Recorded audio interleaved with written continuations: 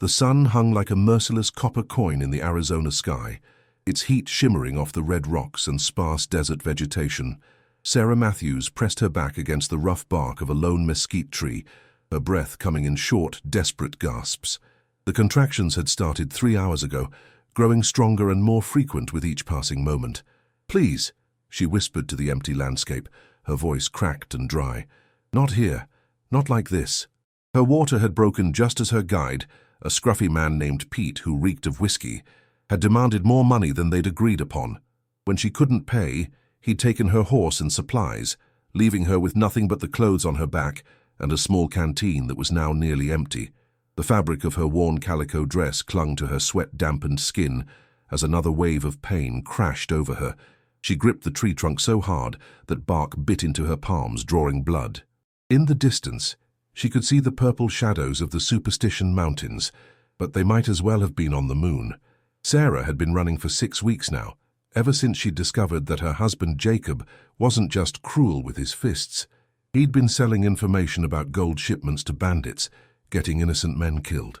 When she'd threatened to turn him in to the territorial marshal, he'd promised that if she ever tried to leave, he'd hunt her down and kill both her and the baby.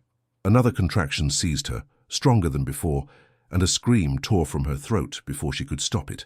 The sound echoed off the canyon walls, desperate and raw. Tears mixed with sweat as they rolled down her dust-covered cheeks. She was going to die here, alone, and her baby with her. But then, impossibly, an answer came. "Hello? Someone there?" The voice was deep, cautious, coming from somewhere beyond a cluster of barrel cacti about 50 yards away. Sarah's heart hammered as she tried to call out, but another contraction stole her breath. Heavy footsteps approached, accompanied by the sound of something being dragged across the rocky ground. A man emerged from behind the cacti, tall and lean, with sun-weathered skin and dark hair streaked with early grey. He wore simple clothes, canvas pants, a cotton shirt with the sleeves rolled up, and boots that had seen better days. An axe hung from his belt, and he was pulling a travois loaded with cut wood. When he saw her, he stopped dead in his tracks. "Sweet Mary and Joseph," he breathed, taking in her condition. "Ma'am, what in the Sam Hill are you doing out here?" Sarah tried to speak, but another contraction hit her like a freight train. She doubled over, crying out again, and that seemed to shake the man from his shock. All right," he said, dropping the travois ropes and approaching slowly, hands visible. "I'm Tom Whitmore. I'm not going to hurt you. Looks like that baby's not waiting for anyone." He knelt beside her, his grey eyes kind but worried. "What's your name?" Sarah," she managed between pants. "Sarah Matthews. The baby. It's coming now." Tom's face went pale beneath his tan. Ma'am, I'm just a logger. I don't know the first thing about—" He stopped himself, seeing the terror in her eyes. "But I'll figure it out. We'll figure it out together." As if summoned by his words, thunder rumbled overhead. Dark clouds were gathering in the west, promising one of the sudden, violent storms that could turn desert washes into raging torrents. "We need to get you somewhere sheltered," Tom said, looking around desperately. "There's a shallow cave about a quarter-mile that way, but—" "I can't," Sarah gasped. "I can't move. Oh God, it's happening." Tom Whitmore had spent the last 3 years avoiding situations exactly like this one. 3 years since his wife Emma had died trying to bring their son into the world, taking the baby with her. 3 years of self-imposed exile in these canyons, cutting timber and trying to forget the sound of Emma's final, labored breath. But as he looked at Sarah, saw the fear and determination warring in her brown eyes, he knew he couldn't run from this. Not again. "All right," he said, his voice steadier than he felt. "All right, Sarah, you just hold on to me, and we're going to bring this baby safely into the world." Chapter 2, When Lightning Strikes. The first fat raindrops began to fall as Tom quickly assessed their situation. The shallow overhang he'd mentioned was too far, but there was a cluster of large boulders nearby that would provide some protection from the coming storm. "Sarah, I need to move you," he said gently. "Just about 20 feet to those rocks. Can you help me?" She nodded weakly, and together they managed to get her to the makeshift shelter just as the sky opened up. Desert rain fell in torrents, turning the dusty ground to mud within minutes and filling the air with the sweet scent of wet creosote. Tom had salvaged a canvas tarp from his travois, and he stretched it between the boulders, creating a crude but effective shelter. In the dim light, he could see that Sarah was past the point of no return. "I need you to listen to me," he said, kneeling beside her and trying to project a confidence he didn't feel. "I lost my wife in childbirth 3 years ago. I know that's not what you want to hear right now, but I learned some things from the doctor afterward. Things I should have known then." Sarah gritted her teeth through another contraction. What happened to her?" "The baby was turned wrong," Tom said quietly. "And I didn't know what to do, but this feels different. This feels right." He'd torn his spare shirt into strips, and now he laid them out on the cleanest part of the tarp. "My Emma, she made me promise something before she died. Made me swear that if I ever had the chance to help another woman in labor, I wouldn't let fear stop me." The rain drummed overhead as Tom guided Sarah through each contraction, remembering fragments of conversation with Dr. Morrison, the physician who'd tried unsuccessfully to save Emma. Breathing techniques, positioning, when to push, and when to rest. "You're doing so well," he encouraged, as Sarah bore down. "I can see the head. Dark hair just like yours." Thunder crashed overhead, but neither of them flinched. They were in their own world now, focused entirely on the miracle taking place beneath the desert storm. "One more big push, Sarah. Come on now." With a final, primal cry that mixed pain and triumph, Sarah brought her daughter into the world. Tom caught the tiny, slippery form in his hands, his heart hammering as he cleared the baby's mouth and nose. For a terrifying moment, there was silence except for the rain. Then the baby drew her first breath and let out a lusty wail that seemed to shake the very rocks around them. "She's perfect," Tom breathed, wrapping the infant in the cleanest cloth he had. "Sarah, she's absolutely perfect." Tears streamed down Sarah's face as she held her daughter for the first time. The baby had stopped crying and was looking up at her mother with dark, alert eyes. "Hello, little one," Sarah whispered. "I'm your mama." Tom busied himself with the practical matters, cutting the cord with his clean knife, helping Sarah deliver the afterbirth, making sure both mother and child were stable. The rain was beginning to let up, and shafts of golden sunlight were breaking through the clouds. "What will you call her?" he asked. Sarah looked down at her daughter, then up at Tom. This stranger who had appeared like an answer to prayer, who had set aside his own pain to help bring new life into the world. "Hope," she said softly.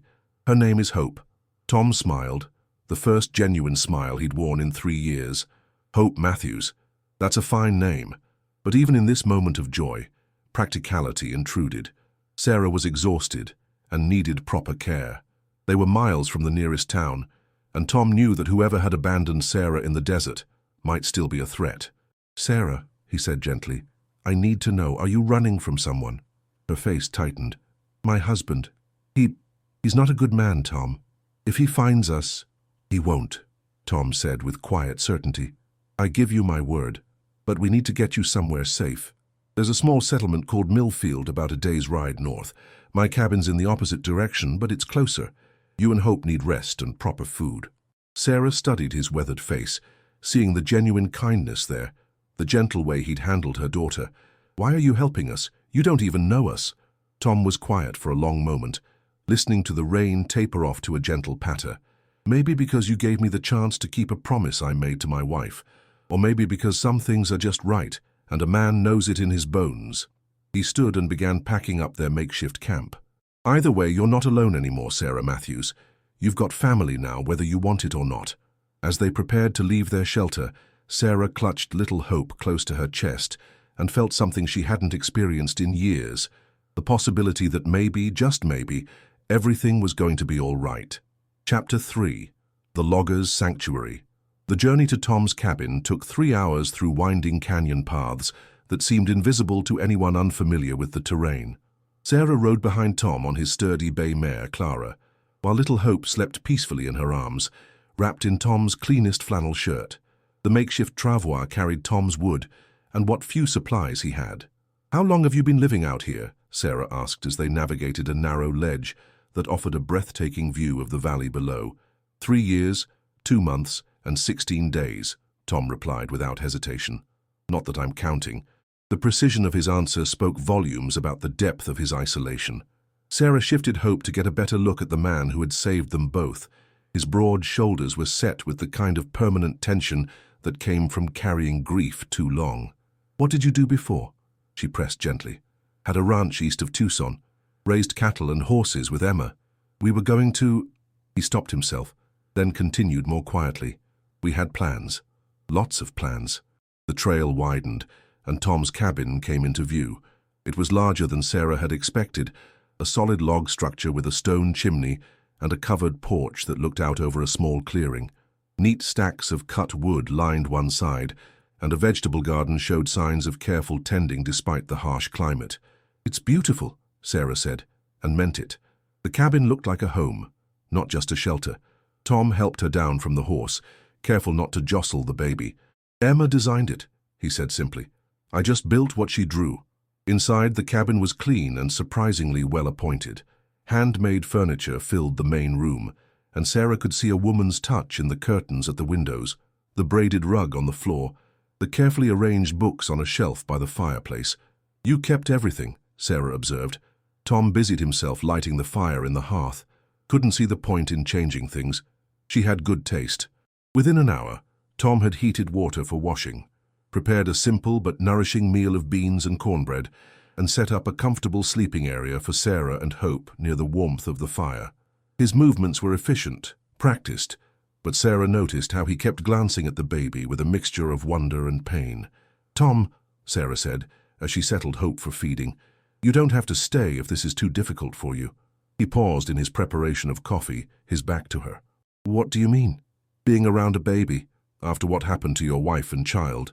Tom turned slowly, his grey eyes reflecting the firelight. His name was going to be Matthew James Whitmore. It was the first time he'd spoken the name aloud in 3 years. Emma picked it out when she was barely showing. Sarah waited, sensing there was more.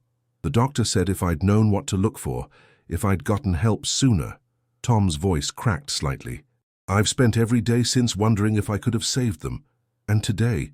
Sarah asked softly. Tom looked at Hope, who was now gazing up at her mother with solemn dark eyes. "Today, I found out I could. Maybe not them, but someone. That has to count for something." As night fell over the canyon, Sarah found herself truly relaxing for the first time in months. Hope seemed content and healthy, nursing well and sleeping peacefully. Tom had proven himself to be not just kind, but genuinely capable of providing the safety she'd been desperately seeking. But safety, Sarah knew, was often temporary in the Arizona territory. "Tom," she said, as he banked the fire for the night, "I need to tell you about my husband, about why I was really in that desert." Tom settled into a chair across from her. "I'm listening." Sarah took a deep breath and began to tell him about Jacob Matthews, his violent temper, his involvement with the gang that had been robbing gold shipments between the mines and Tucson, and the threats he'd made when she discovered his crimes. "He's not just cruel," she finished. "He's dangerous. And he has connections, men who owe him favors, men who are afraid of him. If he's tracking me, then we'll be ready for him," Tom said with quiet determination. "This canyon has only 2 ways in or out, and I know every rock and tree in between. No one's going to hurt you or Hope. I give you my word." But even as he spoke the promise, Tom was already making plans. In the morning, he would ride to Millfield and send a telegraph to Marshal Williams in Tucson. If Jacob Matthews was involved in the robbery ring that had been terrorizing the territory, the law would be very interested in talking to his wife. "Please talk to you, sir." Subpart Chapter 4, Ghosts and Gold. Sarah woke to the sound of Tom splitting wood outside the cabin. Through the window, she could see him working methodically, his axe rising and falling in a steady rhythm that spoke of both physical strength and emotional release. Hope was still sleeping peacefully beside her, tiny fists curled against her cheeks. The events of the previous day felt almost dreamlike. Had she really given birth in a desert storm? Had this kind stranger really taken them in without question? But the soreness in her body and the warm weight of her daughter confirmed that it was all real. Tom came in as she was attempting to stand, immediately moving to help her. "Easy now, you shouldn't be up so soon." "I'm stronger than I look," Sarah protested, but she was grateful for his steadying hand. "So was Emma," Tom said quietly. "And look how that turned out." The comparison stung, and Sarah could see the regret in Tom's eyes as soon as the words left his mouth. "I'm sorry," he said quickly. I didn't mean to compare you to her." "But you did," Sarah said, not unkindly. "And maybe that's not entirely wrong. We're both women who found ourselves in impossible situations. The difference is, I had you there to help. Tom busied himself with preparing breakfast. Eggs from chickens he kept behind the cabin, fresh milk from a goat named Bessie, and biscuits that were surprisingly light for a bachelor's cooking. "You're planning something," Sarah observed, watching him move around the kitchen with nervous energy. "I can tell." Tom set a plate in front of her. "I need to ride to Millfield today, send some telegrams, talk to some people. About Jacob, among other things." Tom sat across from her but barely touched his food. "Sarah, if your husband is part of the gang that's been hitting the gold shipments, there's a bounty on information leading to their capture, big enough to set you and Hope up somewhere safe, far from here." Sarah felt a chill that had nothing to do with the morning air. "You want to turn him in? I want to see justice done, and I want to make sure you're protected." Tom's gray eyes were intense. "But I need to know everything. Every detail you can remember about his associates, their plans, where they might be hiding." For the next hour, Sarah told Tom everything she could remember. Names, faces, fragments of overheard conversations. Jacob's partner, a man called Sanchez, who had a scar running from his left ear to his jaw. The way they always met at the old Morrison mine on the third Thursday of each month. How Jacob had a map hidden in a false bottom of his shaving kit. The last shipment they were planning, Sarah said, rocking Hope gently, was supposed to be the biggest yet. Something about a special delivery to the railroad depot in Phoenix. Jacob was excited about it, said it would set them up for life. Tom's expression grew grim. "That shipment left Goldfield 3 days ago. If they hit it..." The sound of hoofbeats approaching the cabin cut him off. Tom was on his feet instantly, rifle in hand, motioning for Sarah to get down behind the heavy wooden table. Through the window, they could see 3 riders approaching, dusty men with the hard look of those who lived outside the law. Sarah's blood turned to ice as she recognized the lead rider. "It's him," she whispered. "It's Jacob." Jacob Matthews was a large man with cold blue eyes and hands that Sarah remembered all too well. The men with him looked like hired guns. One Mexican with silver conchos on his hatband, the other a thin man with pale skin that spoke of too much time in saloons and not enough in honest work. They stopped about 30 yards from the cabin, close enough to talk but far enough to make a quick escape if needed. "Sarah," Jacob called out, his voice carrying that false friendliness that always preceded his worst rages. "I know you're in there, darling. Time to come home." Tom stepped onto the porch, rifle held casually but ready. "You're on private property, mister. State your business or move along." Jacob's eyes fixed on Tom with predatory interest. "Well now, that's mighty neighborly of you, friend. But I'm just here for my wife and the baby she stole from me." "Didn't steal nothing," Tom replied evenly. "And the lady doesn't seem inclined to go with you." The Mexican rider's hand moved closer to his gun. "Maybe we should just take them, Jacob. This fool won't be able to stop all 3 of us." But Jacob held up a hand. He was studying Tom with the calculating gaze of a man who had learned to read others' weaknesses. "You know, friend, you look familiar. Haven't we met before?" Tom's grip tightened on his rifle. "I don't believe so." No, I'm sure of it." Jacob's smile was cold as winter wind. "Tom Whitmore, isn't it? Used to have a spread east of Tucson? Lost your wife and baby about 3 years back?" Sarah could see Tom's jaw clench, but his voice remained steady. "What's your point?" "My point is that you're playing house with my wife and baby because you couldn't save your own. That's what I call pathetic." The words hit their mark. Tom's hands trembled slightly, and Sarah could see the old guilt and pain washing over his features. "Tom," she called from inside the cabin, her voice carrying clearly, "don't listen to him. He's trying to get under your skin." But Jacob had found his leverage, and he pressed it like a knife in a wound. "Tell you what, Whitmore, you hand over my property, and I'll let you live with your failure in peace. Refuse, and I'll make sure you join your wife and boy real soon." Tom stepped down from the porch, rifle raised. "The only place you're going, Matthews, is to territorial prison. Sarah told me all about your gold-robbing operation, about Sanchez and the Morrison mine meetings, about the map in your shaving kit." Jacob's confident smile faltered for the first time. "You're bluffing." "Am I? Want to bet your life on it?" The standoff stretched taut as a wire fence, 3 armed men against one with an exhausted new mother and infant caught in the middle. But Tom Whitmore had spent 3 years learning to live with ghosts, and he was done running from them. The question was whether courage would be enough when the shooting started. Chapter 5. Where New Lives Begin. The silence stretched between the 4 men like a taut rope ready to snap. Tom could feel sweat beading on his forehead despite the cool morning air, but his hands remained steady on the rifle. Behind him he could hear Hope making soft baby sounds, oblivious to the danger surrounding her. "You've got 10 seconds to ride out of here, Matthews," Tom said, his voice carrying the quiet authority of a man who had found something worth fighting for again. Jacob's laugh was harsh as desert wind. "Or what? You'll shoot all 3 of us. You might get 1, maybe 2 if you're lucky, but then what happens to my dear wife and baby?" It was then that the sound of approaching hoofbeats echoed off the canyon walls, not from the direction Jacob and his men had come, but from the trail leading to Millfield. 6 riders appeared around the bend, led by a man wearing a marshal's star that caught the morning sunlight. "Well, well," Marshal Williams called out as he and his men spread out in a semicircle behind Jacob's group. "Jacob Matthews, as I live and breathe, you boys are a long way from your usual hunting grounds." Jacob's confidence cracked like thin ice. "Marshal, this is just a domestic matter. Come to collect my wife. Is that so?" Marshal Williams dismounted, keeping his hand near his gun. "Funny thing is, we just arrested your partner Sanchez down in Millfield. Had some very interesting things to say about gold shipments and planned robberies." The thin gunman with Jacob started to reach for his weapon, but found himself staring down the barrels of 6 rifles. He slowly raised his hands. "Sanchez always was weak," Jacob snarled, but Sarah could see the desperation creeping into his eyes. "Whatever he told you, it's lies." "Maybe so," the marshal said, "but we also found something real interesting in that camp of yours north of Goldfield.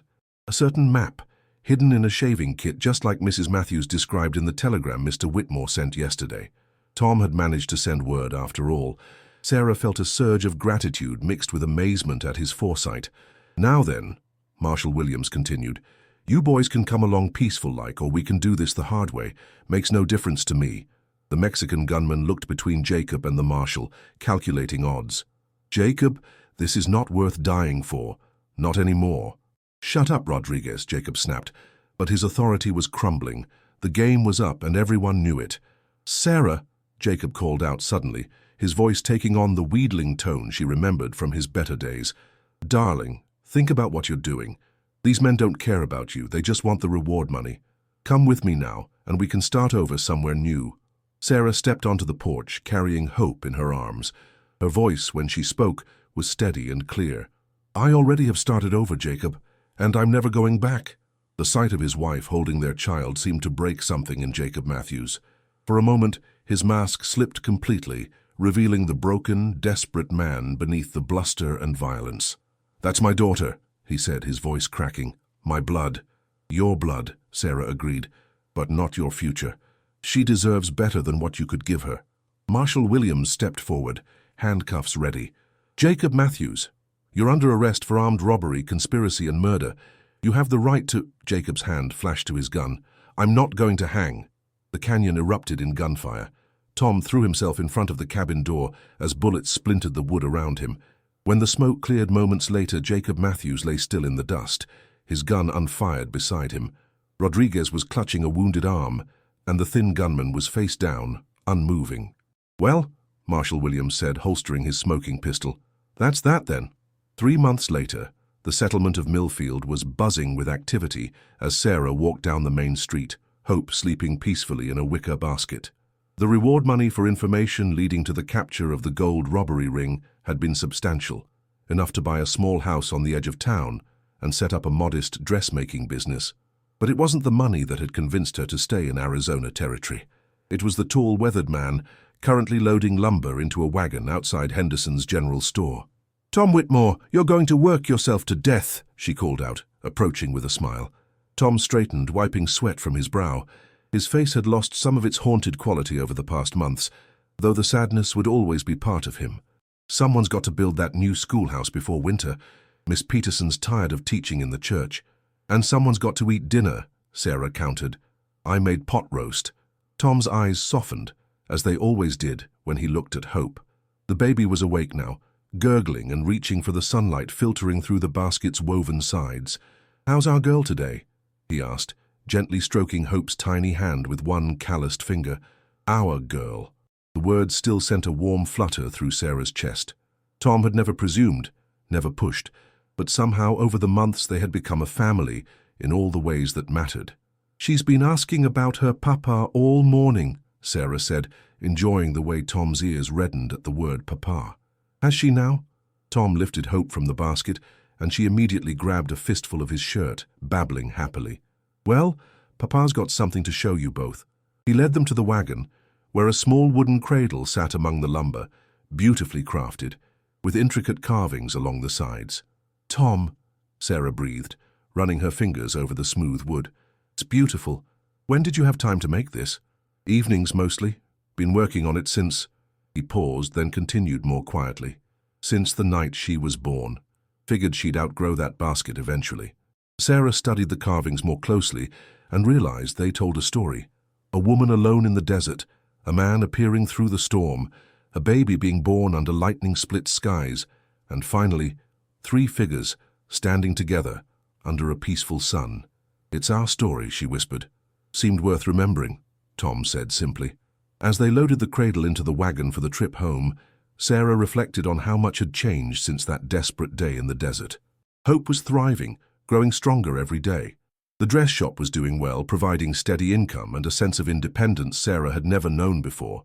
And Tom had healed in ways she wasn't sure either of them had expected. He still carried Emma's memory, always would, but it no longer consumed him. Instead, it had become part of the foundation on which he was building a new life. "Sarah," Tom said as they settled onto the wagon seat, Hope contentedly nursing beneath a light blanket, "I've been thinking." "About what?" "About making things official. Between us, I mean." He looked straight ahead, jaw working nervously. "I know it hasn't been long, and I know I'm not much of a catch for a woman like you, but—" Sarah placed her free hand over his on the reins. "Tom Whitmore, are you asking me to marry you?" "I suppose I am, if you'll have me." Sarah smiled, thinking of the long journey that had brought them to this moment, the pain and fear and desperate hope that had led her into the desert, the lonely grief that had driven Tom into the wilderness, and the miracle of new life that had brought them together. "I can't think of anything I'd like more," she said. As their wagon rolled toward home through the golden Arizona sunset, Hope sleeping peacefully between them, Sarah felt something she had never dared to believe in before, the absolute certainty that she was exactly where she belonged. Sometimes, salvation came in the most unexpected forms. Sometimes it wore the face of a widowed logger who knew how to catch falling stars and turn them into hope. And sometimes, if you were very lucky, it became the foundation for a love that could weather any storm the desert might send. Behind them, the Superstition Mountains stood like ancient guardians over their small family, and ahead lay Millfield, not just a destination, but a home where new lives could begin and old wounds could finally heal.